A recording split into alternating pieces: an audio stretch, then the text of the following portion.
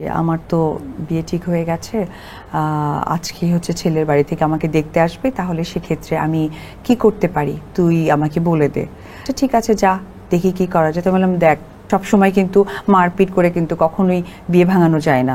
এবার তুই যদি মারপিট করিস, বাবা বলছে তোকে না আব্বা বলছে তোকে জেলে পুরে দিবে। তো বলছে আচ্ছা ঠিক আছে, কে কার জেল হয় ওটা দেখা যাবে।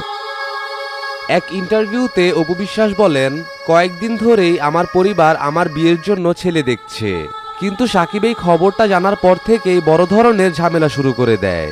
কয়েকদিন আগেও সে আমার বাসায় লোকজন পাঠিয়ে ছেলেপক্ষের উপর হামলা করেছে। যথারীতি ছেলের বাড়ি থেকে লোক আসছে, রাস্তার মাঝখান থেকেই দেখি সে দৌড়ে পালাচ্ছে। তো আমি জানাল থেকে দেখি কি ব্যাপার, দৌড়ে পালাচ্ছে কিসের জন্য। তো আমি বললাম কি কারিশমা করলো, কোনো মারপিট নেই কিছু নেই, কিন্তু ছেলেরা পালাচ্ছে।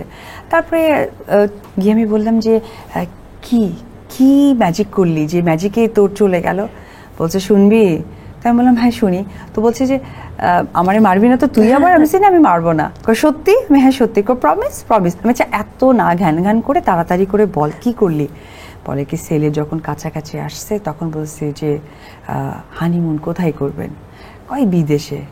কয় বিদেশে কোথায় করবেন। কয় হোটেলে। কয় হোটেলে যে করবেন আপনি কি জানেন মেয়ে বিছনায় প্রস্রাব করে।